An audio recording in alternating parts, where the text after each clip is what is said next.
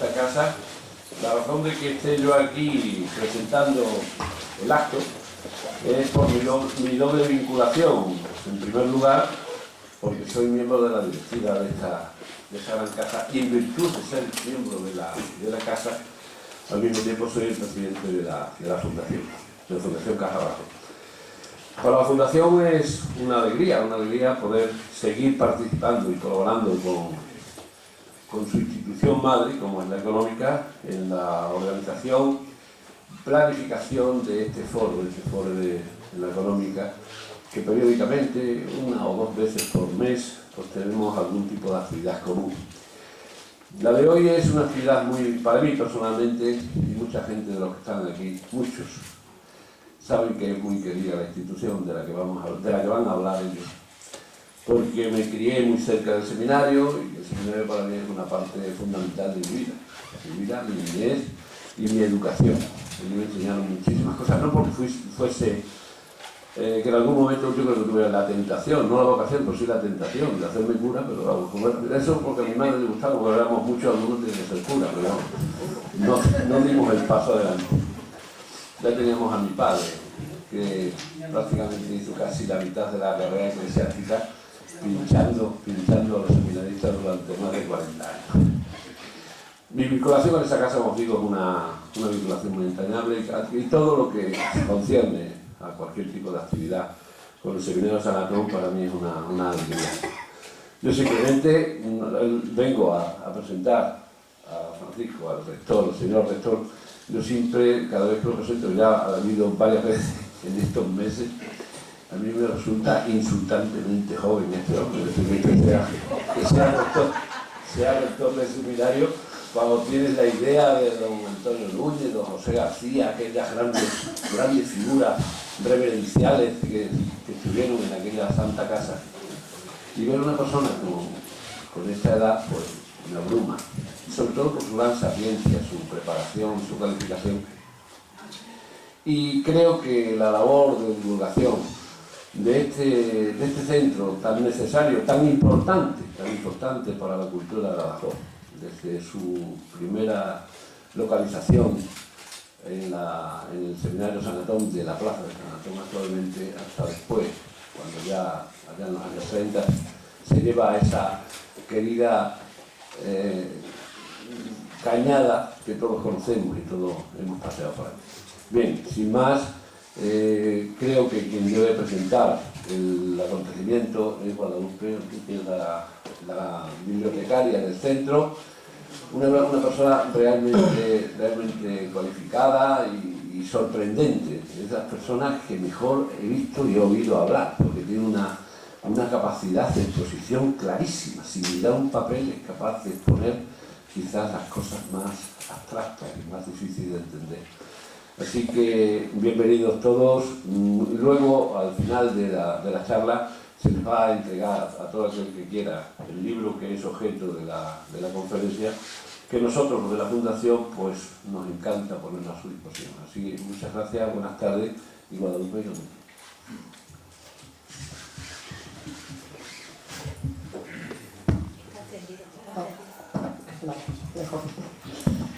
Bueno, pues buenas tardes a todos. Me siento muy agradecida de poder estar hoy aquí para intervenir en la presentación del libro que lleva por título Historia Pedagógica del Seminario Conciliar de San Antón, 1851-1962, que hace tan solo un par de meses ha publicado la obra social de Caja Bajo. Mi misión esta noche es presentar a su autor, a Francisco González Lozano. En primer lugar, quiero agradecerle a él la deferencia que ha tenido hacia mi persona cuando me propuso presentar su libro. En ese momento recuerdo que sentí una mezcla de gratitud, de nerviosismo, de admiración. Creo que hay muchas personas que le hubiera encantado, que le hubiera pedido que presentaran la obra y que seguro que lo hubieran hecho muchísimo mejor que yo. Por eso te agradezco la oportunidad que me has dado. Y te digo desde ahora que lo que diré esta noche, lo que saldrá de mi boca y lo que van a escuchar son datos objetivos, que nacen de mi corazón, pero sin excesivos tintes rosas, porque los que conocemos a Paco sabemos que estas cosas no le gustan mucho.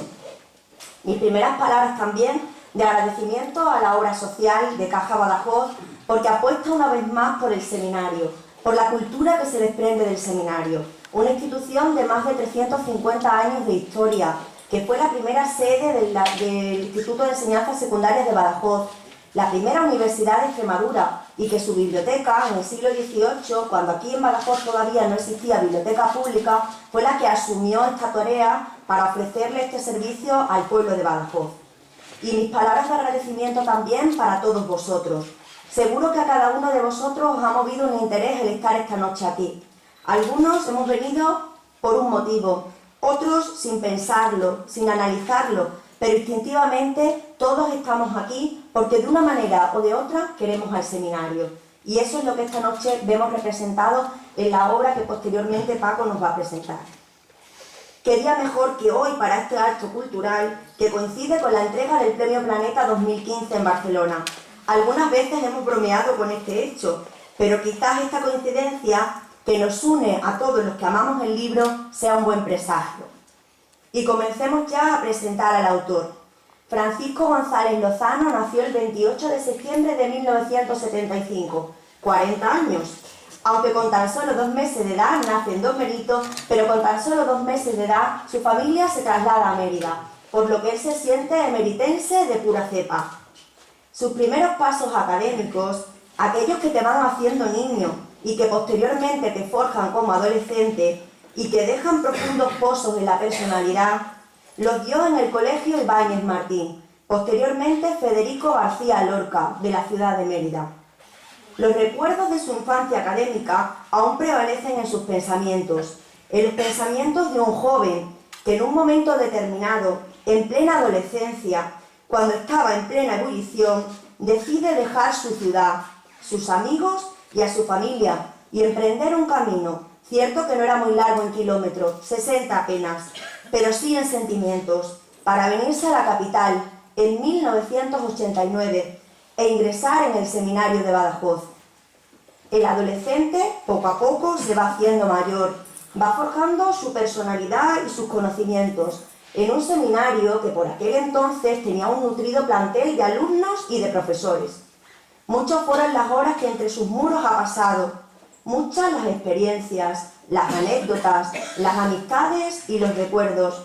Y digo todo esto porque creo firmemente que solo una persona que quiere verdaderamente al seminario puede emprender un trabajo como el que emprendió Paco hace ya 2 años. 10 años habían transcurrido cuando fue ordenado diácono en 1999 y posteriormente, en el 2000, cuando muchos estaban preocupados si se iba a acabar el mundo, él se atrevió a decir sí y se ordenó sacerdote. Los primeros años de este ministerio los ejerce en San Vicente de Alcántara, donde además comenzó la docencia en el instituto. 2 años transcurrieron hasta que fue destinado a la Roca de la Sierra y a la Nava de Santiago, donde siguió impartiendo docencia, acercando a los jóvenes a Dios a través de la educación y la cultura. Y fue allí cuando, por iniciativa propia y siempre con el permiso y el consentimiento del arzobispo, decidió retomar sus estudios y comenzar la carrera de pedagogía en la Universidad Nacional de Educación a Distancia, porque era el formato que le permitía compaginar mejor sus quehaceres sacerdotales, que siempre fueron prioritarios. Como pueden ver, unos estudios muy relacionados con el servicio a la Iglesia que después le ha tocado desempeñar, aunque él en aquel momento lo desconocía. En el curso 2007 y 2008, tras 4 años al servicio de estas poblaciones, el obispo lo destina al seminario, en calidad de formador del seminario menor. Aquí desempeña una variada labor a cargo de los jóvenes y los adolescentes, de diversas edades y poblaciones, que en principio lo que buscan es una buena formación académica que les permita desarrollar en mañana una profesión con cierto futuro. Pero para algunos de ellos mucho más, una forma de vida, la que Paco optó, la del sacerdocio. En estas tareas de acompañamiento formativo y humano ha estado involucrado don Paco, como le conocen los chavales, durante 4 años, en los que completó satisfactoriamente su grado de pedagogía, aprovechando las pocas horas que la atención a estos chavales le permitían. En el curso 2011-2012 es nombrado rector del seminario, tarea que desempeña actualmente. Por aquellos momentos se matricula en el Máster en Innovación e Investigación en Educación, también por la Universidad Nacional a Distancia, que le daría el posterior acceso al doctorado. Y hablemos ahora del escritor, porque aunque esta puede ser considerada su primera obra en solitario, no ha sido el único trabajo que ha desarrollado en estos últimos años. Son varios los artículos de investigación que en solitario o junto con otros autores ha publicado, siempre muy enfocados a diversos aspectos relacionados con el seminario. Y como de bien nacidos es ser agradecidos, y me consta que él lo es, primero en su tierra, colaborando en diversas ocasiones con la revista de estudios extremeños, con la propia de nuestra archidiócesis, Paz Benemérita, y con la de las Vegas Altas, que le recordó sus orígenes. Pero también en revistas de tirada nacional e internacional, abanderadas por universidades como la Complutense de Madrid, la de Murcia, la de Argentina, la de Uruguay o la prestigiosa Universidad Autónoma de México. En colaboración con los doctores Vivas Moreno y Pérez Ortiz, publicó a principios de verano la obra Contenidos y líneas de investigación en archivos eclesiásticos, y pendiente de publicación se encuentra la obra que lleva por título El archivo del Seminario Metropolitano de San Antón. Centrándonos en la obra que hoy nos ha reunido aquí a todos nosotros, debemos remontarnos a su tesis. La temática de la misma refleja el interés que el autor ha puesto a lo largo de las diferentes etapas que ha formado parte del seminario, primero como seminarista y posteriormente como formador y rector. Aún recuerdo el día que un tanto temeroso y dubitativo se acercó a Carmen Fuentes, directora de los archivos eclesiásticos de Coria Cáceres, y a mí, que por aquel entonces nos encontrábamos llevando a cabo tareas de inventario y de catalogación del archivo, para preguntarnos si aquel desorganizado archivo, en aquel momento ya hoy está perfectamente organizado, tendría material suficiente para poder emprender su tesis doctoral, que él quería que fuera sobre la institución a la que tanto le debía. Nosotras, muy valientes, lo animamos a que se lanzara a ello, presentándole un pequeño cuadro de clasificación que ha sido, me consta, su compañero de fatiga durante algunos meses. Y sí, aquel archivo daba para una magnífica tesis, la suya, y como él mismo dice, para muchas tesis más. Su tesis, Historia Pedagógica del Seminario Conciliar de San Antón, fue dirigida por el doctor Vergara Ciordia y defendida de forma brillante el 1 de julio de 2015 en Madrid, obteniendo la máxima calificación y unos excelentes comentarios por parte del tribunal presente. Como rector, forma parte del Consejo del Presbiterio, es miembro de la permanente de dicho consejo y del Consejo Diocesano de Pastoral, y además, recientemente, ha sido nombrado miembro del Consejo de Consultores. Además, como profesor, imparte diversas asignaturas relacionadas con la pedagogía y la didáctica, tanto en el Centro Superior de Estudios Teológicos como en el Instituto Superior de Ciencias Religiosas Santa María de Guadalupe. Decía Ricardo Serna: escribe mucha gente, pero hacer un buen trabajo es cosa distinta. Escribir bien requiere de intención creativa, de bagaje cultural, de dominio del código lingüístico, de esfuerzo y de superación.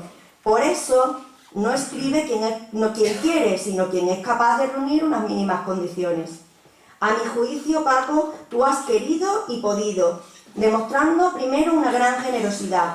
Otros temas hubieran sido más fáciles, más atractivos de ejecutar, pero desde el primer momento tuviste claro que la casa que te formó y que hoy por hoy, aunque tú seas el que manda, te sigue formando, bien se merece los desvelos de estos años y llevar a buen puerto un trabajo que nos permitiera conocer estos 100 años de historia del seminario. A este esfuerzo, y por eso estamos hoy aquí, se le unió la generosidad de una institución puntera en el reconocimiento de la cultura, obra social de Caja Badajoz, y los esfuerzos compartidos han dado su fruto, un fruto maduro que perpetuará en el tiempo la obra que en breves momentos nos van a presentar. Decía el obispo José Evia Campomanes en 1903, el seminario es el plantel fecundo en el que se alimentan con la savia de la virtud y de la ciencia esos árboles de la vida que trasplantados después en la casa del Señor pueden dar frutos copiosos y abundantes. En el seminario se encuentra cifrado el porvenir de la Iglesia y de la sociedad, Por eso nos esforzaremos en educar a nuestros amados seminaristas bajo la dirección de celosos superiores e ilustrados maestros. Y nuestro principal cuidado habrá de ser vigilar de cerca sus adelantos en virtud y en ciencia. Hoy, más de 100 años después de estas palabras, tú tomas el legado de este obispo y las pones al alcance de todos, traducidos en tu obra. Sin más, y no queriendo adelantar dato alguno de tu trabajo, pues mi cometido hoy era únicamente tu presentación, solo te repito nuevamente mi más sincero agradecimiento por haber podido acompañarte en estos 2 últimos años, por estar hoy aquí disfrutando de los frutos de tu esfuerzo, y recomendarles a los presentes, casi exigírselo, porque yo lo he leído, la lectura pausada de esta obra. Una obra que no se debe tratar como una mera narración de hechos, sino como la historia de una entidad al servicio de personas. Por todo ello, mi más sincera enhorabuena.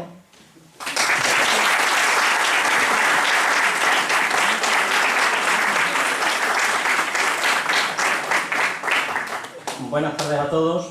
Si yo hubiera tenido que hacer esto de mí mismo, en 2 minutos retiro el asunto y ya está.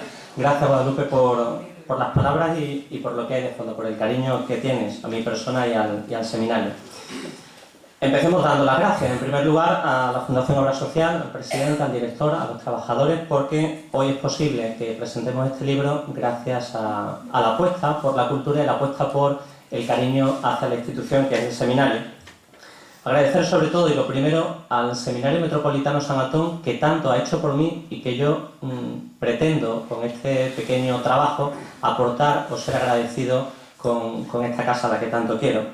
A la Iglesia de Mérida Badajoz, que ha sido, siempre con permiso del obispo, quien me ha impulsado en esta tarea y quien me ha llevado por estos caminos del máster y de la pedagogía y de la tesis doctoral.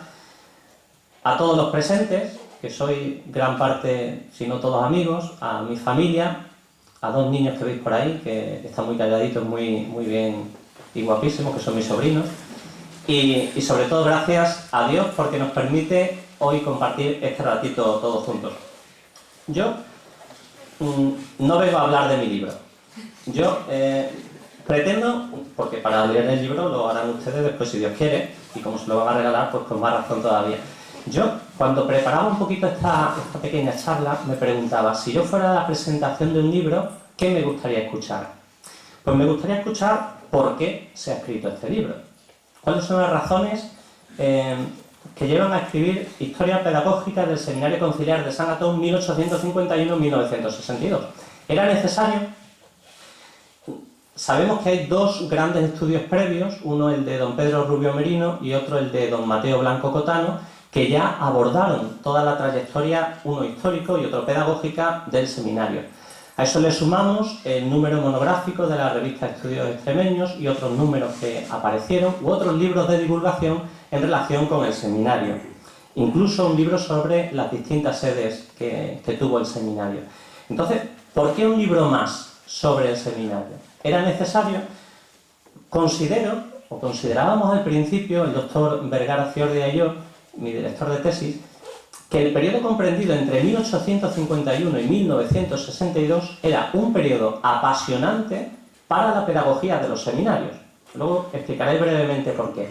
Y ese periodo pues, no había sido tratado por los historiadores anteriormente. Don Pedro Rubio Merino era una trayectoria lineal y en un capítulo 14 aborda muy brevemente ese periodo, y don Mateo Blanco Cotano se queda a las puertas precisamente de ese año 1851.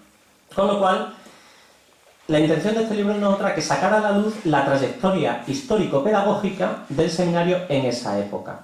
Y luego, como he dicho anteriormente, agradecerle al seminario todo lo que ha hecho por mí y todo lo que ha hecho por muchos de los que hoy estáis aquí presentes. De un modo o de otro, seminaristas, antiguos alumnos, familiares, todos tenemos relación con el seminario.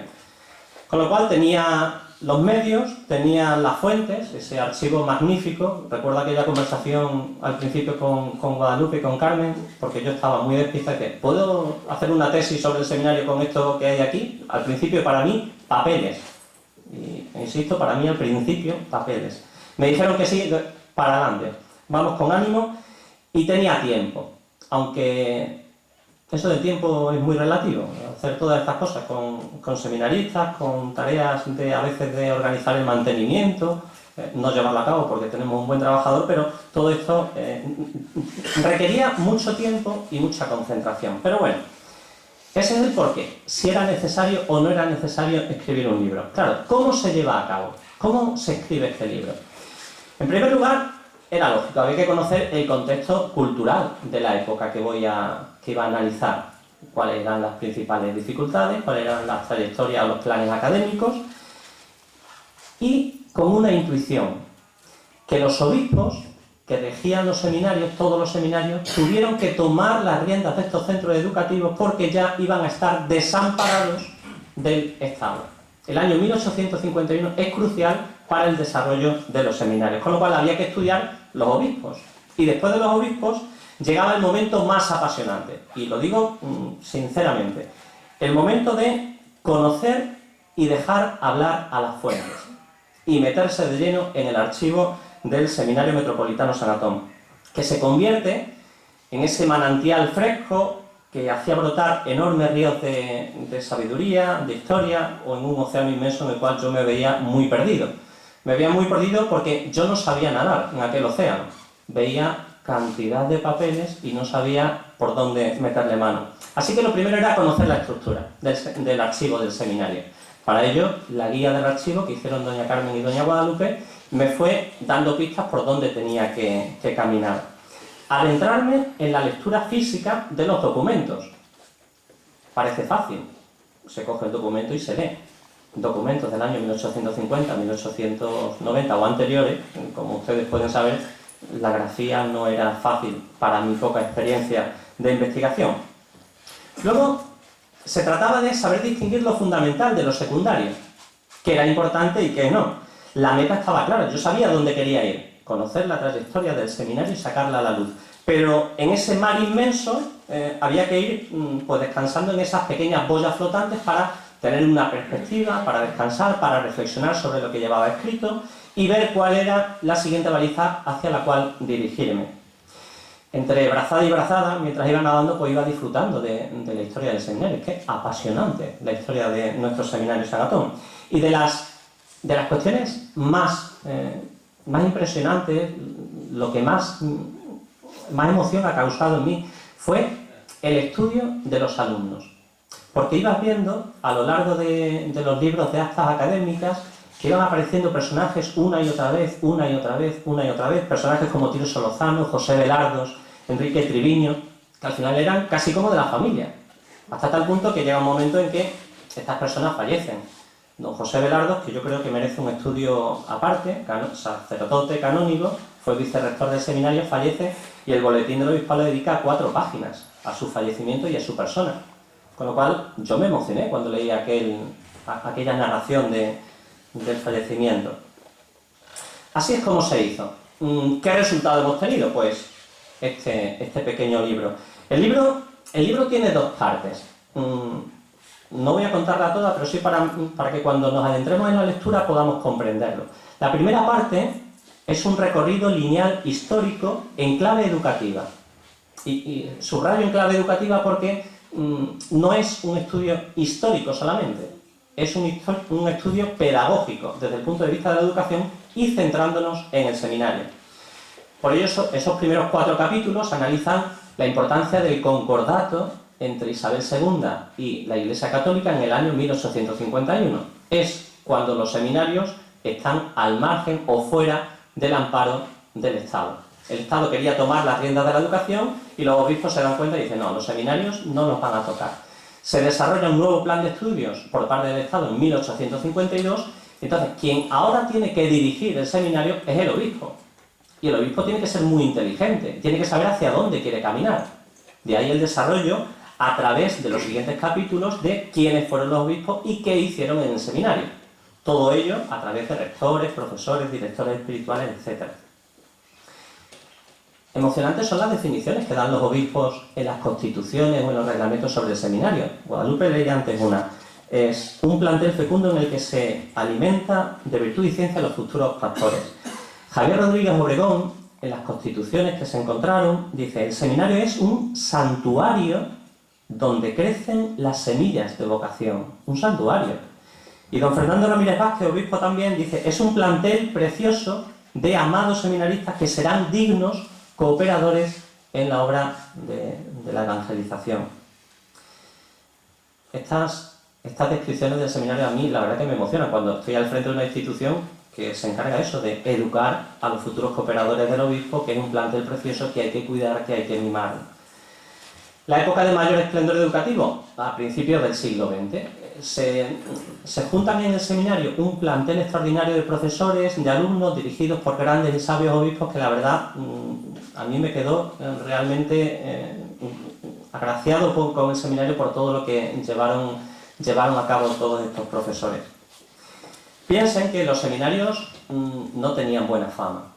O sea, entre mitad del siglo XIX y casi mitad del siglo XX hubo dos informes. El Papa quería ver cómo estaba el estado material y académico de los seminarios españoles y hubo dos informes, uno el informe Vico y otro el informe de Olaechea, dos visitadores apostólicos que ven los seminarios y la verdad, el estado material, malo, el estado académico, peor. La redacción que hace sobre los sacerdotes jóvenes, paupérrima. Se salva el seminario de San Antón. El seminario de San Antón mantiene el tipo. Es más, a veces lo pone como ejemplo. Incluso en el seminario menor dice que el seminario de San Antón es de los que mejor cuida la escuela de los más pequeños, el seminario menor. Con lo cual estamos casi en los primeros puestos de ese rango de seminarios. Esa es la primera parte, que sería la trayectoria histórica desde el punto de vista con claves educativas. La segunda parte se titula Elementos pedagógicos. ¿Qué he incluido ahí? Cuestiones que yo considero muy importantes y que deberían aparecer en algún libro y que, como los profesores, como los alumnos, como los manuales escolares o los centros agregados. ¿Por qué? Porque no los podía incluir a lo largo de toda la historia. Me parecía que necesitaban una mención especial. Y de ahí que haya un primer capítulo dedicado a los profesores del seminario. Escojo 7 solamente. 7 por lo que intuyen del número simbólico del número 7. Y luego por escoger de diferentes procedencias, por así decirlo. El primero de ellos era un alumno que después fue profesor, don Tomás Romero de Castilla, y se narra cómo hizo el grado de bachiller en teología. Desde que inicia, cómo está las 24 horas estudiando, solo en su habitación, sin que nadie le... Y cómo al final obtiene ese grado y al final ingresa como doctor. De don Tomás Romero de Castilla no puedo hablar porque hay aquí especialistas que saben mucho más que yo, don Manuel Pecellín, y entonces solamente narro su paso por el seminario y como profesor. Luego otra serie de profesores que marcaron realmente la historia del seminario y que podrán comprobar a lo largo de las páginas del libro. Otro capítulo sobre el alumnado y destaco el listado de poblaciones de procedencia de los alumnos. Hay muchísimas poblaciones de Extremadura, si no todas, casi todas. Y si ustedes recorren la autovía Badajoz-Madrid, se darán cuenta que todos los pueblos que van apareciendo aportaron seminaristas a nuestro centro. Todavía desconozco la razón porque desde Madrid, desde Zaragoza, desde México, vinieron al seminario de Badajoz. Sería también cuestión de estudiarlo. Recuerden que había 3 etapas: latín y humanidades, que duraba unos 4 o 5 años, filosofía, 3 años, y la teología, que se desarrollaba entre 5, 6 o 7 años. Después de todo ese tiempo de estudio, podrían continuar con el derecho canónico. Y existía, hasta el año 1898, lo que se llamaba carrera breve, que con 3 años de latín, 1 de filosofía y 2 de teología moral, uno se ordenaba sacerdote.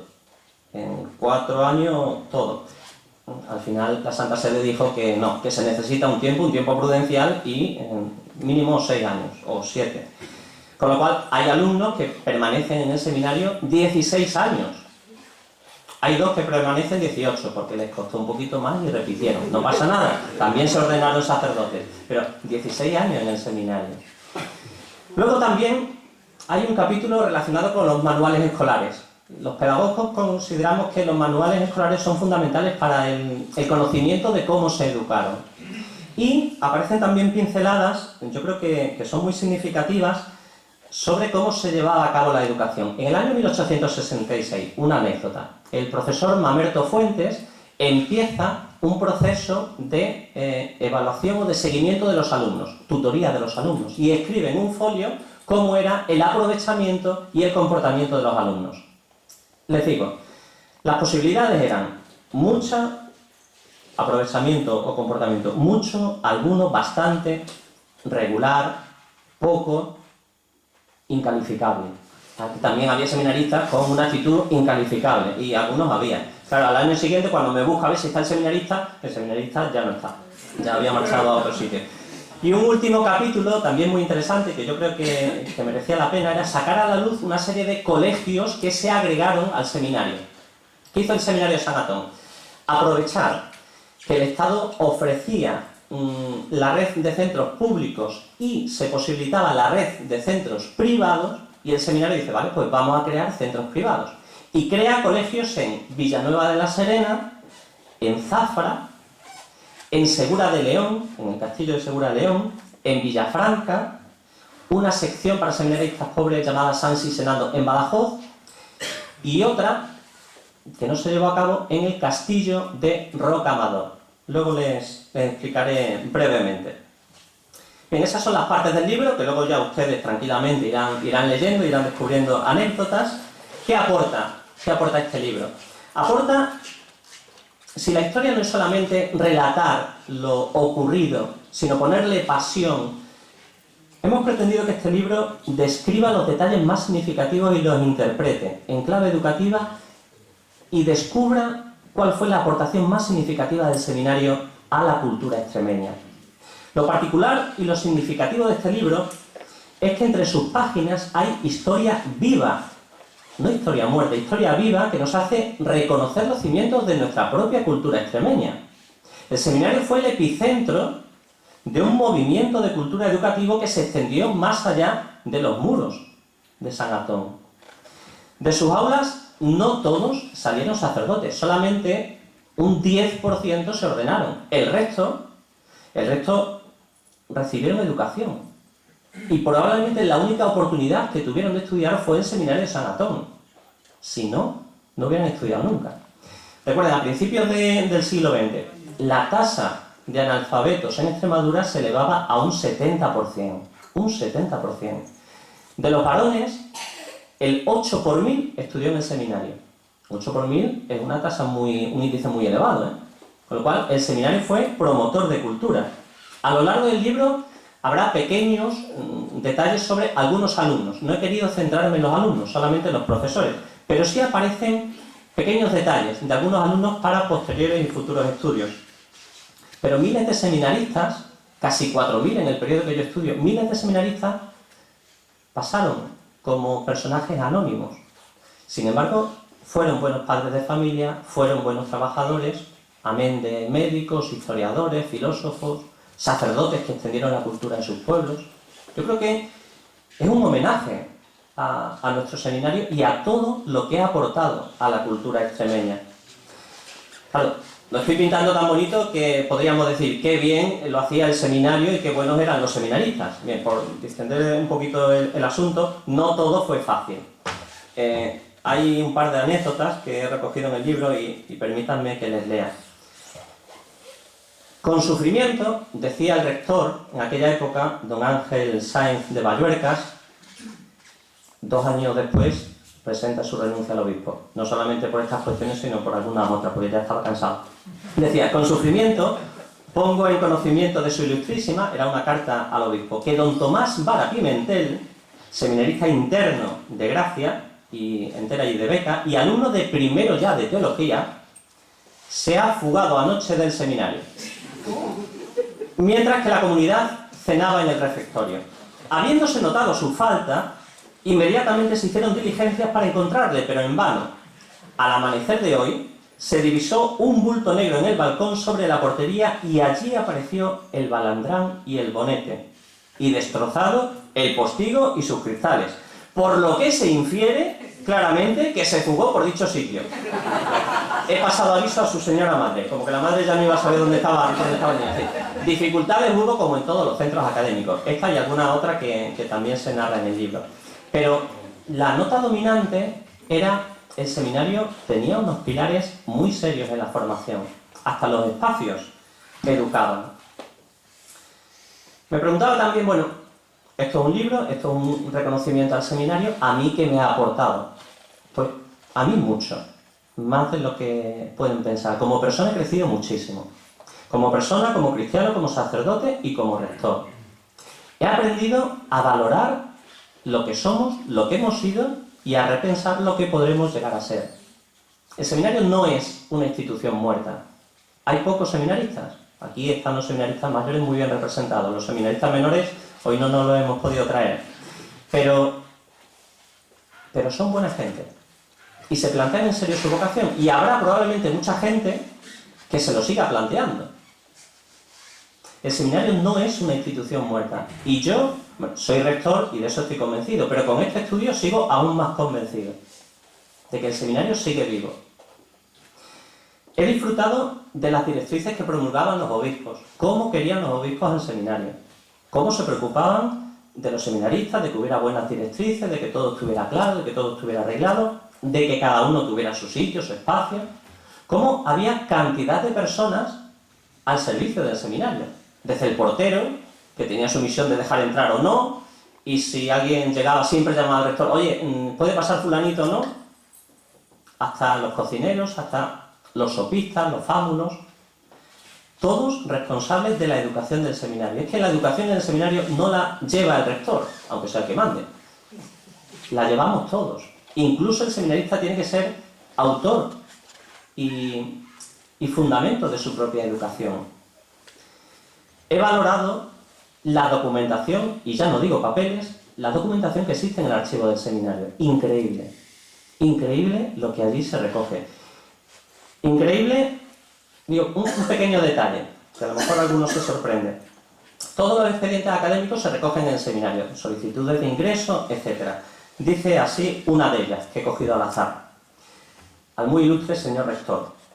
Don fulanito de tal, de 13 años de edad, natural de Almoharín, Cáceres y vecino de Torremejía, hijo legítimo de Agustín y de Ana, le expone que sintiéndose con vocación para seguir la carrera eclesiástica y habiendo hecho la preparación debida para ingresar en el seminario de su digna dirección, suplica sea admitido esta solicitud y es gracia que no duda obtener de la reconocida bondad de su ilustrísima, cuya vida Dios guarde muchos años. Torremejía, a 22 de junio de 1939, año de la victoria. Firmado don Emilio Jiménez Moreno. Quizá alguien lo tenga en cuenta. ¿Sí? Luego, también me di cuenta de que la historia se repite. Año 1893. Proyecto de obras en comedor y aulas. Ampliación y remodelación de capilla. Enfermería y aseos. Había 215 alumnos, se necesitaba una obra grande. Año 1921. Obras. Proyecto de comunicación entre el obispado y seminario. El obispo quería pasar por una especie de túnel, por una puerta entre el seminario y el obispado. Año 1927. Obras. Nueva sede para el seminario. Hay proyectos preciosos que se podrían estudiar. Año 2014, 2013, 2010, obras. La historia se repite, es decir, hay que adecuar los espacios del seminario. Y luego, he disfrutado con la inteligencia que tuvieron los obispos al crear los centros. Si tuviéramos en mente las localidades, veremos cómo Badajoz, muy escorada, Villanueva de la Serena, Zafra, Segura de León, Villafranca de los Barros, el mismo Badajoz, otra sección de seminaristas, otra sección de seminaristas pobres. El obispo quería llevar la cultura a los pueblos más lejanos y entonces instituye pequeños centros en otras poblaciones. ¿Para qué? Para que los alumnos tuvieran un acceso más fácil y que sea menos costoso a la educación. Rocamadour, Castillo de Rocamadour. Le sonará porque ha sido hotel, restaurante, yo creo que ahora está en concurso de acreedores, pues fue primero convento, pero fue propiedad del seminario. En 1914 estaba arrendado por 175 pesetas a don Aniano Moreno Manga, un sacerdote, y en 1917, por desgracia, lo vendimos.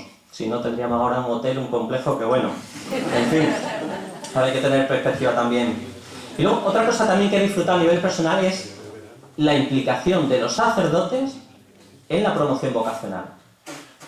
Al seminario llegaban los seminaristas que le enviaban los sacerdotes de los pueblos. Y los sacerdotes de los pueblos ojeaban, y buscaban, y planteaban, y decían, oye, este chaval al seminario. Gracias a los sacerdotes de las poblaciones, de todos los pueblos de la archidiócesis, se ha mantenido el seminario. Y es algo que no podemos perder. Concluyo. Podemos afirmar que el Seminario Metropolitano San Antón fue un centro educativo de referencia en Extremadura desde mediados del siglo XIX hasta los albores del Concilio Vaticano II. Ante una situación de extrema pobreza cultural extendida a principios del siglo XX, el seminario ofrece una enseñanza reglada especialmente a los más necesitados mediante un sistema de becas. Becas de ayuntamientos, becas de instituciones, becas de diputación. También lo dejo caer por si acaso. Casi la totalidad de los pueblos de la provincia, a los que sumamos poblaciones aledañas, están representados en el listado de municipios que aportaron colegios al seminario. Ello da muestra de que realmente era un centro de referencia en Extremadura, si no se hubieran marchado a otros lugares. Un extraordinario plantel de profesores, rectores, superiores, personal laboral, llevó a buen puerto el deseo de educar integralmente, no solo la cabeza, integralmente a los alumnos que pasaron por sus aulas. Así que tendrán ustedes en sus manos la oportunidad de acercarse a la intrahistoria de esta noble institución que tanto ha aportado a nuestra sociedad y que seguro, estoy convencido, de que lo seguirá haciendo en los próximos años. Muchas gracias.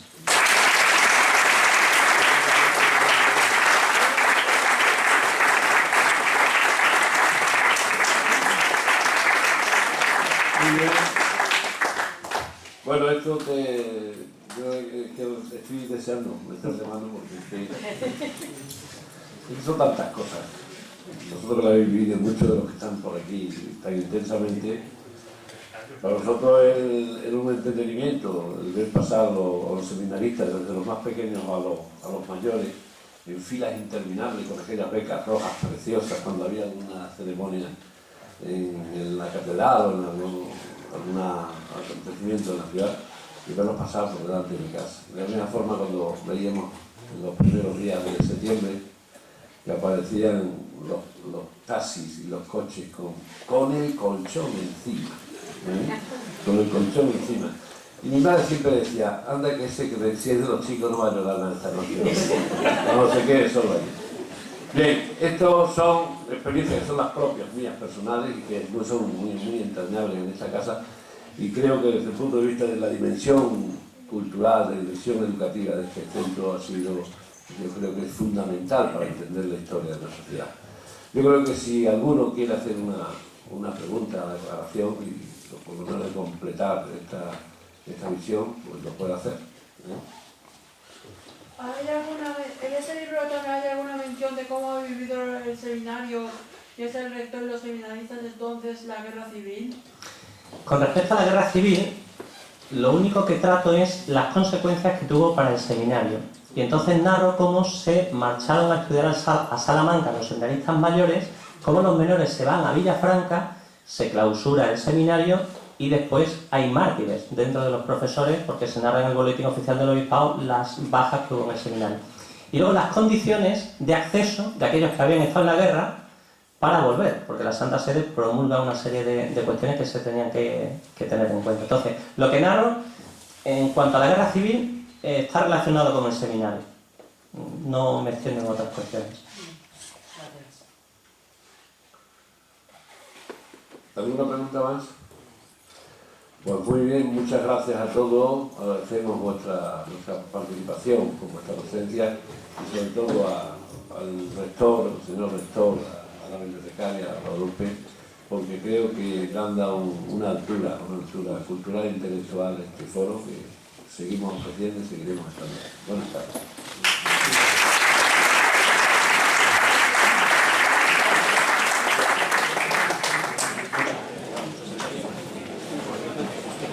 Sí,